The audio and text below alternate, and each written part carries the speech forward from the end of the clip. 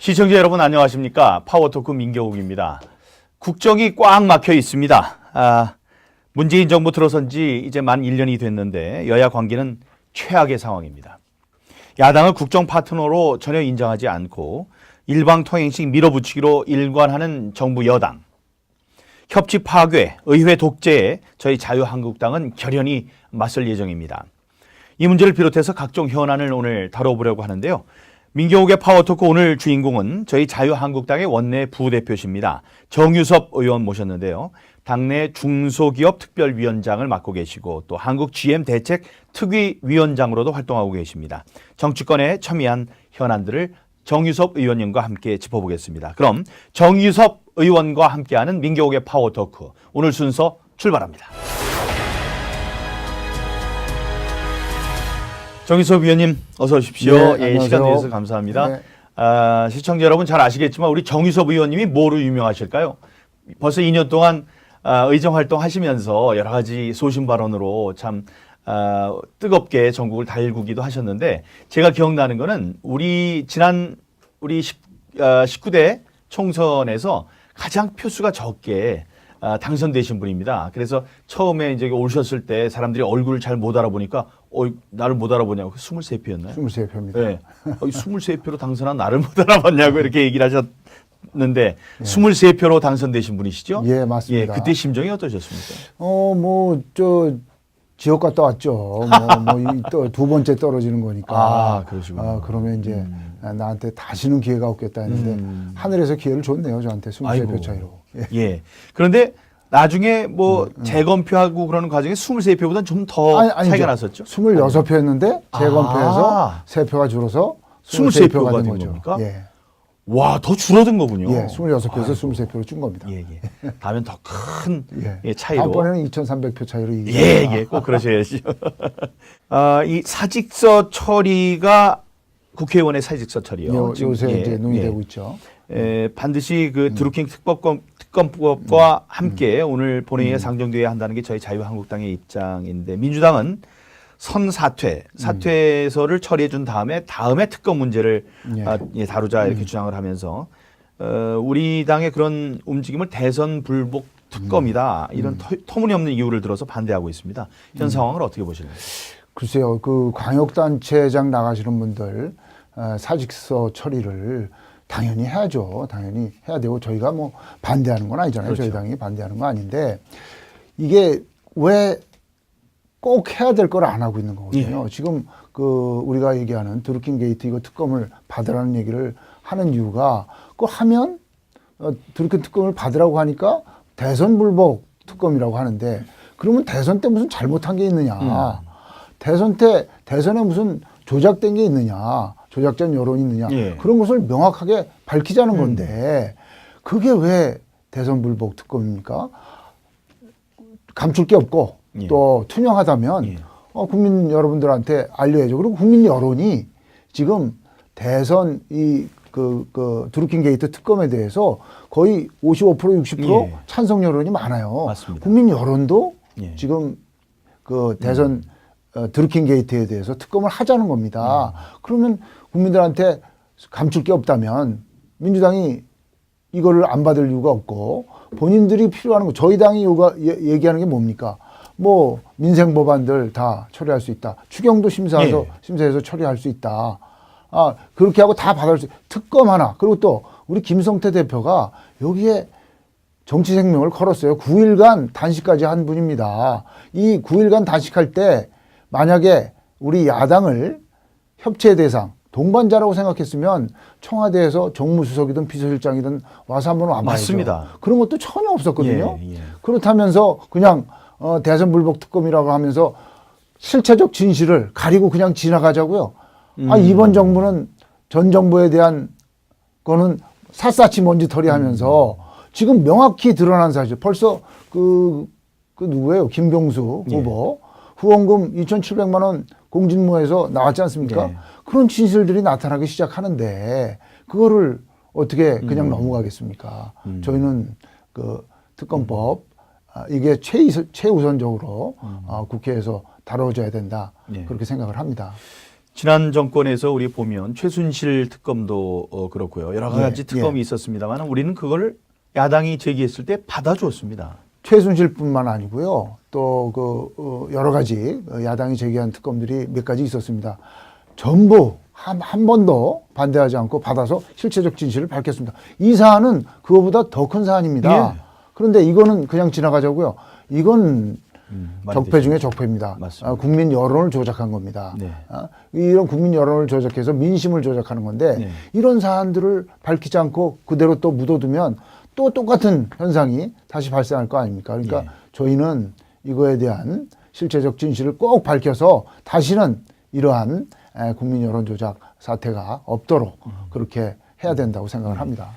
대선 불복이란 말을 우리는 한 번도 쓰질 않았었죠. 그렇죠. 그런데 여당에서 이렇게 쓰는 거는 민주당에서 먼저 썼다는 것은 재발이 저리다는 거 아니겠습니까? 그렇죠. 재발 저리고 대선 때도 뭐가 있었나 보다. 원래는 이게 드루킹이 우리가 제기한 겁니까? 아닙니다. 민주당 추미애 대표가 1월 달에 그 아이스하키 팀, 아이스하키 팀 단일화할 때 문제점에 대해서 댓글이 너무 많으니까 이거 무슨 여론 조작 있다고 민주당에서 제기한 거예요. 그러면서 우리는 아무 말도 안 했는데 대선 불복 특검이다. 이 얘기를 하는 것은 대선 때도 뭐가 있었나 하는 충분한 의심을 갖게 합니다. 2003년 당시에 이광재 당시 국정상황실장 밑에서 김경수 지금 전 의원과 이주민 현 서울경찰청장이 같이 행정관으로 일을 했다는 그런 관계가 있습니다. 그러니까 그건 우리들이 합리적인 의심을 할 수 있는 거죠. 이렇게 자꾸 감싸기에 들어가면 안 된다. 그 아침에 우리 존경하는 정유섭 위원님께서도 오늘 비상의총에서 이제 여러 가지 말씀을 하셨습니다. 저도 얘기를 한 게 링컨이 그랬습니다. 소수의 사람을 영원히 속일 수 있고 다수의 사람을 잠깐 속일 수 있는데 다수의 사람을 영원히 속일 수는 없다. 내로남불이라고 하는데 정권이 바뀌면은 이제 이런 석연치 않게 지나간 문제에 대해서 우리들이 다시 조사를 하지 않을 수 없습니다. 그런 거를 생각한다면 지금 털고 가는 것이 좋다 이런 생각을 하게 되네요. 저도 같은 의견입니다. 그래도 또 저는 이제 요번에 그 새로 된 원내대표, 민주당 원내대표 홍영표 대표가 제 옆에 부평구 의뢰 지역구예요.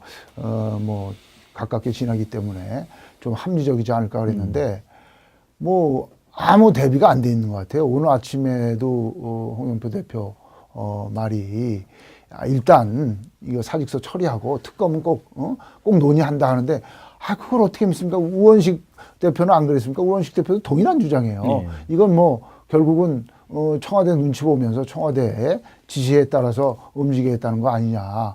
그걸 우리가 오늘 넘기면 언제 또 이게 특검 논의를 하겠습니까? 그러니까 오늘 우리가 사활을 건 투쟁을 할 수밖에 없습니다. 지금 이제 우리 4시에 원내대표들이 4시에 국회 본회의가 지금 예정이 돼 있는데 그 사이에 여야 원내대표들이 지금 활발한 접촉을 통해서 협상을 벌이고 있습니다. 좋은 결과가 나오기를 바라면서 저희들 파워토크를 계속하겠습니다. 지금 말씀하신 대로 민주당 홍영표 신임 원내대표가 특검을 정쟁의 도구다 이렇게 규명을 했습니다. 그러니까 규정을 했습니다. 그 여론 공작에 대해서 국민의 진상 규명 요구를 하는 정당한 행위를 정쟁이라고 한다면 그 시각이 잘못된 거라고 봐야죠. 이게 실체적 진실을 규명하자는 게 왜 정쟁의 도구입니까? 무슨 잘못이 있었는지 어떤 행위가 있었는지 밝혀서 문제된 것이 있으면 고치자는 거 아닙니까? 그걸 정쟁의 도구라고 그러면 모든 사안이 정쟁의 도구죠. 우리는 이게 여론 조작을 도대체 어떤 식으로 한 거며 얼마만큼 했으며 우리 지난번에 김관진 국방부 장관 그 사이버 댓글 국정원 댓글 10개인가 뭔가 지금 이게 나온 게 9만 건이에요. 댓글이 9만 건이 어떤 영향을 미쳤는지 벌써 이런 거 나오잖아요. 반기문 턱받침, 후보 턱받침 이런 거 공격한 거 또 비행기에서 내려서 10,000원짜리 2개 놓고 표 끄는 거 이런 거에 대한 공격 이런 게 다 이 드루킹에서 했다는 거 아닙니까? 글쎄 말입니다. 그때 얼마나 여론을 주도를 했었죠. 그리고 또 안철수 MB 아바타냐 이런 것도 이 드루킹에서 했다는 거 아니에요? 작품이라는 거죠. 그렇죠. 그렇다면 어떤 또 다른 것들이 있었는지를 밝혀서 이런 민심 조작, 또 기계를 이용한 그런 조작, 또 얼마나 많은 사람들이 그 돈은 어디서 나왔으며 경비 문제 이런 걸 다 밝혀야 국민들이 뭐가 잘못이었고 뭐가 잘 됐고 우리가 뭘 고쳐야 되겠구나 이거를 하자는 건데 이게 어떻게 정쟁의 도구가 되겠습니까? 저는 그 말에 대해서는 도저히 동의할 수가 없고 뭔가 감추기 위해서 이걸 정쟁의 도구라고 하는 거 아니냐 이렇게 생각을 합니다.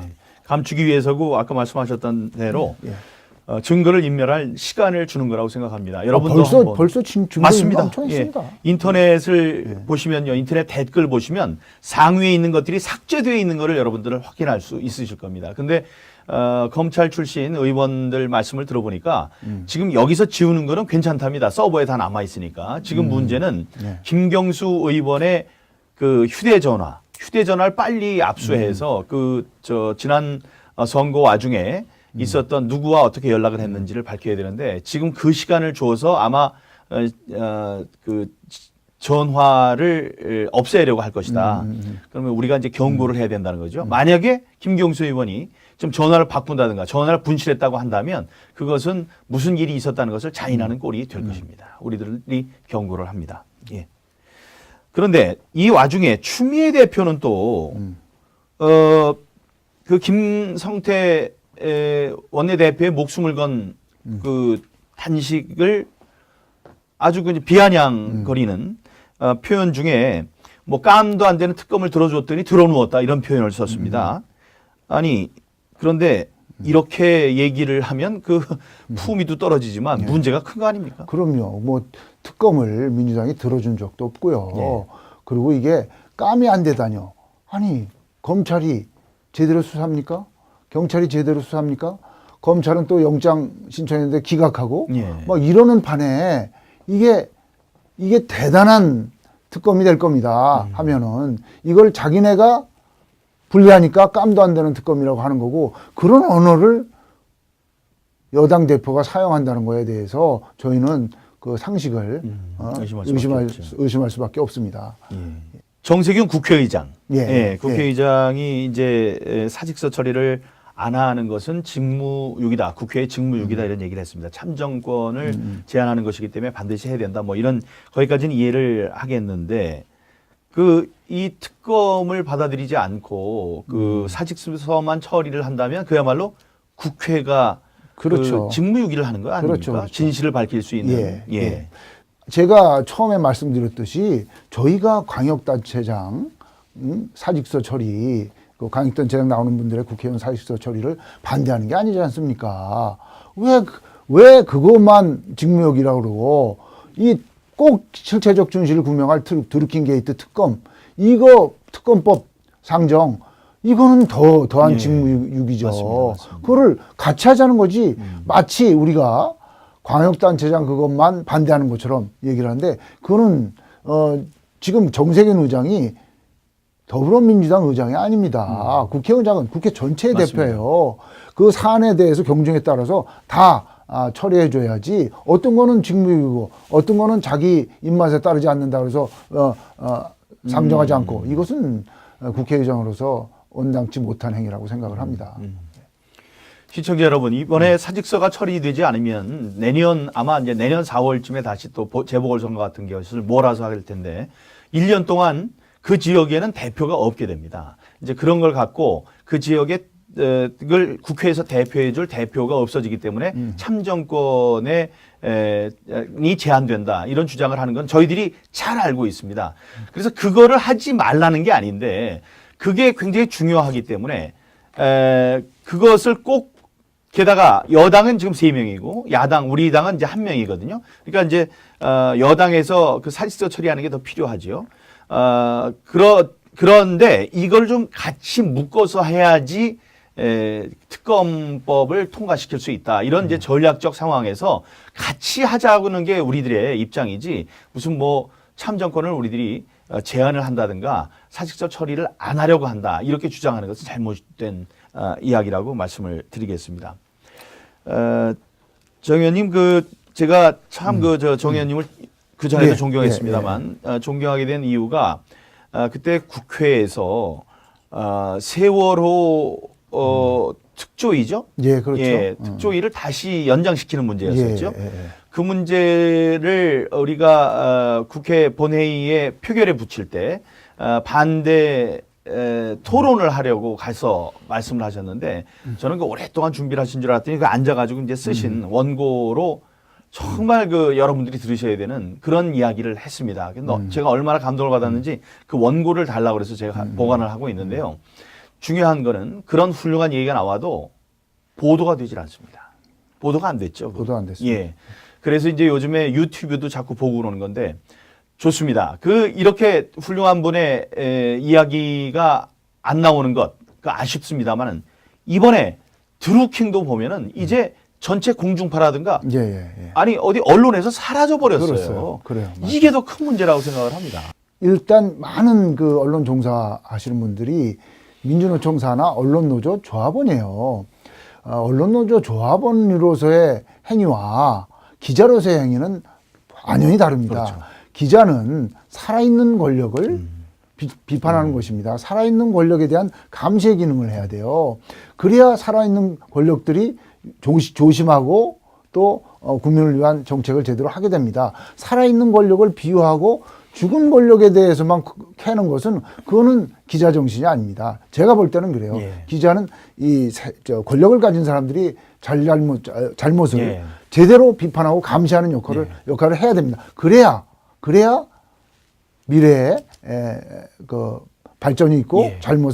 사고를 예방할 수 있습니다. 맞습니다. 제가 좀 전에 세월호 얘기하셨는데 세월호 때도 사실상 세월호가 1년 동안 많은 불법 행위와 과적 행위가 있었어요.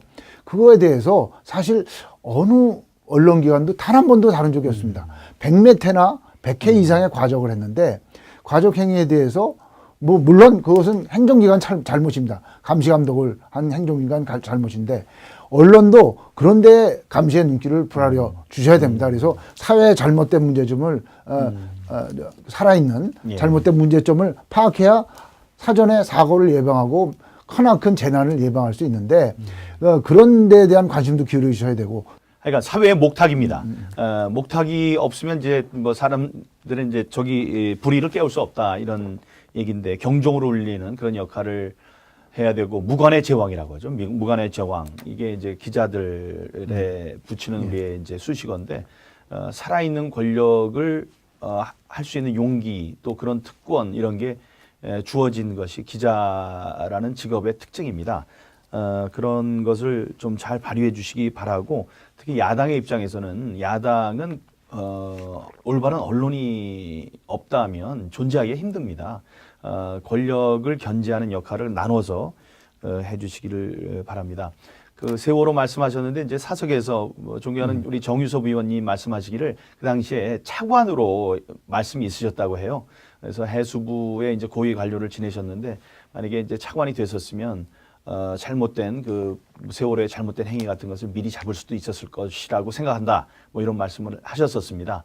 그러니까 사전에 큰 사고가 있기 전에 그것을 점검하고 비판하고 견제하고 그런 역할을 우리 야당과 언론은 같이 해야 되겠습니다. 주제를 좀 바꿔보겠습니다. 지난주 문재인 정부가 출범 1년이 됐는데 요즘 지역 다녀보면은 나라다운 나라를 만든다고 하더니 민생 경제는 더 나빠졌다. 또 서민들이 너무 힘들다. 하소연들 많이 하십니다. 그래서 우리 당의 슬로건도 경제를 통째로 포기하시겠습니까를 또 연달아서 내놨죠. 그 문재인 정부의 1년 평점을 주신다면 어떻게 주시겠습니까? 저는 이제 그 상임위가 산업통상자원 중소벤처기업위원회입니다. 그래서 산업 문제 또는 중소기업 문제, 자영업자 문제 이런 데 제가 관심을 많이 기울이고 있는데 문재인 정부 경제정책은 한마디로 낙제점이죠. 소득주도 성장에서 정부 돈을 많이 나눠줘 가지고 어떻게 좀 성장을 시켜보겠다는 건데 결국 드러나는 것은 뭐냐면 실업률이 지금 역대 최고입니다. 예. 그리고 물가가 천정부지로 솟고 있습니다. 그리고 청년 실업률은 청년들이 옛날에는 영혼을 팔고 살아도 취직하고 싶다 그랬는데 지금은 팔고 싶은 영혼도 없다고 할 정도로 아주 피폐해 있습니다. 그런 문제가 지금 지난 1년간의 경제 정책을 역행했기 때문이에요. 전 세계적인 트렌드하고 다릅니다. 지금 다른 나라 가보세요. 미국이나 일본이나 뭐 프랑스나 이런 데 가보십시오. 청년들이 대학 졸업해서 뭐 일자리 2개 가지고 뭐 어딜 갈까 고민해요. 근데 우리는 일자리가 안 생깁니다. 그리고 지금 자영업자들은 먹고 살기 힘들다고 그래요. 그리고 대기업들은 전부 움츠려 있어요. 그리고 중소기업은 베트남이나 가야지 우리나라에서 뭐 하겠느냐. 이렇게 사회 경제 분위기를 이렇게 만들었다는 것은 그거는 경제 정책에 있어서는 완전히 낙제점이다. 저는 그렇게 생각을 합니다. 시청자 여러분, 그 문송합니다라는 표현 들어보셨는지요? 옛날에는 그 문과 대학을 졸업한 사람들이 취직을 할 수 없어서 문과라서 죄송합니다 이런 자조적인 표현이었는데, 요즘에는 문송합니다가 지난 선거에서 문재인 대통령을 찍어서 죄송합니다 이런 자조의 목소리라고 한답니다. 그 이제 경제가 나빠졌다는 거죠. 예. 경제가 좋아졌다고 하는 사람들이 12%, 1년 동안 경제가 나빠졌다고 하는 사람들이 49%라는 조선일보의 그 여론조사 결과가 있었습니다. 예, 이번 선거에서 특히 우리 소상공인 여러분, 뭐 700만 소상공인 여러분들이 참 그 애를 많이 쓰시고, 지난번 선거에서는 우리에게 비판적인 입장이었던 걸 잘 알고 있습니다만 1년 동안 제일 고생 많이 하시는 분들이 소상공인 여러분 같습니다. 이번 선거에서 그 잘못된 점을 좀 심판을 해 주시기 바랍니다. 소상공인들이 제일 어려운 분들이시죠? 그렇죠. 지금 이제 소상공인 어려운 측면은 제일 컸던 게 지금 최저임금을 일시에 16.4% 올린 거고, 최저임금을 1만 원까지 올린다는 건데, 그러면은 이제 직원 쓰기도 힘들고, 예. 그럼 가족이 해야 되고. 예.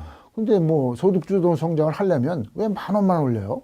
최저임금 2만 원 해도 되고 3만 원 해도 되지. 그거는 이제 소상공인들이나 또는 뭐 기업가들이 따라갈 수 있을 정도를 해야 되거든요. 그게 뭐냐 하면은 물가 상승률, 그다음에 경제 성장률, 뭐 이런 거에 2배 이상을 최저임금을 올리면 이게 감당이 안 되거든요. 근데 지난번엔 거의 4배를 아이고. 해버린 거예요. 그러니까 소상공인들이나 자영업자들이나 이게 다 힘들었던 겁니다. 거기다가 이제 뭐 중소기업 같은 경우는 근로시간을 갑자기 52시간 어떤 무슨 그래도 유동성을 줘야 되거든요.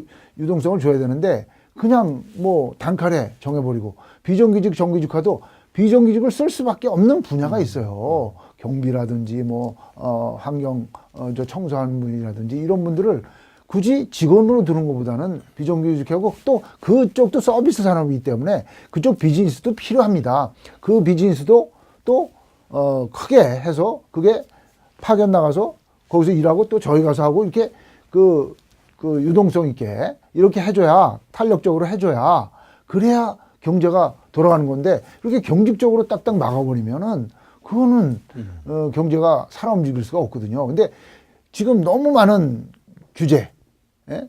그리고 너무 급격하게 임금 올리고 또 세금도 요새 또 올리고 있습니다. 저희가 지난 정부 때 서비스 산업 발전법, 또 규제 프리 전법, 뭐 경제 활성화법 이런 거 법안 다 냈어요. 지금도 살아 있습니다. 그 법안 처리하면 경제에 큰 도움이 됩니다. 네. 근데 그런 걸 처리 안 해요. 처리 안 하고 자꾸 규제하려고 그러고, 기업에 기를 죽이려고 그러고, 자꾸 뭘 파헤치려고 그러고, 이러면 그거는 그 반대적인 역효과가 너무 크기 때문에 그 문제에 있어서 지금의 문재인 정부 경제정책은 반성이 필요하고, 아까 제가 말씀드렸잖아요. 프랑스의 프랑스의 마크롱이라고 있잖아요. 마크롱이 하는 정책하고 지금 우리 하는 정책하고 완전히 반대입니다. 완전히 정반대의 정책을 쓰고 있어요. 아베가 하는 정책하고도 반대되는 정책을 하고 있습니다. 마크롱이 뭐 했습니까? 세금 법인세 내렸어요. 근데 우리는 올렸어요. 그리고 규제 거의 다 풀었습니다. 그리고 그 노동 유연성을 강화했어요. 노동 유연성을. 근데 우리는 노조 위주의 노조 보호적인 정책을 계속합니다. 이걸 이렇게 해가지고 어떤 그 외국 기업이나 국내 대기업이나 또는 국내 중소기업이 한국에 마음 놓고 투자할 수 있겠습니까? 그러니까 프랑스 경제는 잘 되는 거고 우리 경제는 뒷걸음질 치는 겁니다. 그래 말입니다. 호황에 이렇게 뭐 물 들어올 때 노저우라고, 호황 일대 우리 경제가 발전하는 계기를 마련해야 되는데 지금 자꾸 뒤처지는 것 같아서 걱정입니다. 그 여러분들은 어떻게 느끼시는지 모르겠는데 저는 주위에서 이 경제 정책이 잘못됐다고 느끼는 게 최저임금이 올라간 다음에 제가 아주 잘 가는 동네에 있는 음식점이 있는데요. 거기 24시간 하던가 24시간 못 합니다. 그렇죠. 예. 왜냐하면 저 직원들 그 임금 때문에 감당을 그렇고요. 못하니까. 감당을 못하니까요. 다음에 음식점에 아줌마 구함이라는 구인 광고 사라진 지가 오래됐다고 합니다. 다음에 물가 오르고요. 이런 걸로 봐도 영세 중소업자들, 자영업자들이 참 힘들다는 것도 얘기가 되겠고 지난 1년 동안 경제 참 어려워졌다. 의도는 좋았을 수 있습니다. 뭐 저소득층의 소득을 올린다. 그러나 실제적으로 나타난 것은 그들에게 더 어려운 지경이 됐다. 이런 말씀 드리겠습니다. 마지막으로 GM 사태 한번 짚어주시죠. 그 지역도 그쪽이시고 또 특위 한국 GM 대책 특위 위원장이신데 정부의 그 정책이 잘 되고 있는지요? 저희가 제가 자유한국당 GM 대책 특위 위원장을 맡았습니다. 그래서 이거를 쭉 활락을 했어요. 지난 2월에 이제 GM이 일방적으로 군산 공장을 폐쇄하면서 이 문제가 생겼는데 GM은 한국 공장의 생산성에 대해서 또는 노동 생산성에 대해서 문제가 있다고 인식을 하는 겁니다. 이 사람들이 한국에서 지금 100만 대 그동안 100만 대 생산했을 때는 우리 GM 공장들이 괜찮았어요. 근데 한국에 100만 대 생산해서 그 생산성이 맞지 않는다. 그래갖고 앞으로 뭐 내년에는 한 37만 대, 신차가 들어오면 50만 대 수준으로만 하겠다는 거예요. 다만 한국에 강점이 있는 게 부품 공장들은 GM에서 탐을 내는 겁니다. GM 공장 자체보다는 GM은 별로 그렇게 강성 노조가 있기 때문에 생산성이 없는데 남동공단이나 부평공단에 있는 부품 공장들은 아까운 거예요. 이 GM 측에서. 그러니까 그러기 위해서 한국 GM의 일부 생산 규모는 유지하되 부품 공장들은 계속해서 그 한국산 부품을 뭐 멕시코 공장이나 중국 공장이나 이런 데서 계속 미국 공장에서 쓰겠다는 겁니다. 그러니까 한국의 그 부품 공장들의 생산성 이런 거를 유지하기 위해서 그러면 기존의 GM 공장, 부품 공장 이런 데에 대해서 자기네들이 구조 조정을 하겠다는 겁니다. 구조 조정을 또 했고 다행히 이제 그게 노사 간의 임단협이 타결이 안 됐으면 아주 큰 위기 상황이 올 수 있었는데 저는 그래도 GM 노조가 강성 노조긴 합니다만은 이번에 좀 위기의식을 느낀 것 같아요. 많이 양보를 했습니다. 물론 저희가 바라는 만큼 양보하는 건 아니지만 그래도 많이 양보를 했기 때문에 이게 타결이 됐고 그 GM의 이제 생산 인력이 15,000명에서 거의 10,000명 이하로 줄어들 겁니다. 그러면서 어느 정도 GM 공장의 생산도 유지하면서 그 부품 공장 생산도 협력업체들도 이제 살아갈 수 있는 모멘텀, 그러니까 재기의 발판은 마련이 됐는데 우리가 이제 문제 삼는 것은 그동안에 GM이 발생했던 문제 중에 GM 본사의 잘못이 많이 있어요. 예를 들어서 매출원가를 조작한다는 문제, 그다음에 뭐 대출금 이자를 높게 받는다는 문제, 또 별로 연구개발비 한 것도 없으면서 R&D 비용으로 뭐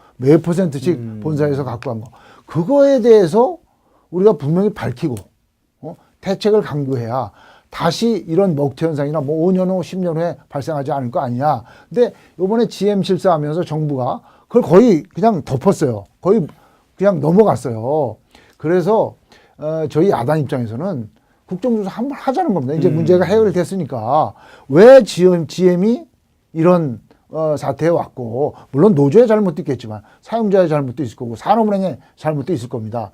거기에 대해서 그런 걸 명확히 밝혀서 다시는 GM이 똑같은 먹튀 현상이라든지 철수한다는 얘기가 나오지 않도록 그렇게 하자는 겁니다. 우리가 국정조사를 하는 거는 미래에 다시 이런 걸 예방하자는 건데 이것도 안 들어줘요. 지금 여당이 이것도 안 들어줘요. 저희는 GM 국정조사도 한번 해서 외국에서도요. 그 무슨 제너럴 G라든지 제너럴 모타스 그 옛날 지금 GM GM이 2000년대 말인가 2010년도 근방에 어려울 때 연방 정부에서 자금 투입하면서 청문회 했습니다. 청문회 했어요. 왜? 그래야 잘잘못을 밝힐 거 아닙니까? 정부가 요번에도 우리가 8천억을 넣지 않았습니까? 그 GM은 그거를 대출해 줬지만 뉴머니에 대해서 대출한 거예요. 우리 뉴머니는 출자입니다. 그러니까 쟤네들은 이자를 받아요. 대출이니까 3%인가 뭐 그래요. 우리는 이자 안 받는 돈 8천억 원을 넣었어요. 아니 국가 돈이 8천억 원이 들어가는데 이 문제에 대한 청문회나 조사를 안 하고 넘어가겠다. 이거에 대해서는 저는 여당은 아니 왜 이렇게 자꾸 안 하자는 겁니까? 우리가 과거에 무슨 각종 사고라든지 문제가 있을 때 국정조사장 다 들어줬어요. 이거 당연히 해야 될 거를 안 하겠다고 하기 때문에 문제를 제기를 하는 겁니다. 당연히 조사해야 될 것을 하지 않겠다라고 얘기하는 것은 뭐 좀 캥기는 게 있는 게 아닌가 하는 것이 국민들의 일반적이고 합리적인 의심일 겁니다. 드루킹 특검이 관철이 되면 다음에 GM 사태도 좀 들여다보는 계기가 마련됐으면 좋겠습니다. 예, 오늘 마칠 시간이 됐습니다. 민경욱의 파워토크 오늘 정의섭 의원님과 함께했습니다. 오늘 다양한 현안에 대해서 막힘없는 고견을 주신 우리 정의섭 의원님 감사합니다. 저는 이만 물러가겠습니다. 다음 주에 다시 찾아뵙겠습니다. 안녕히 계십시오.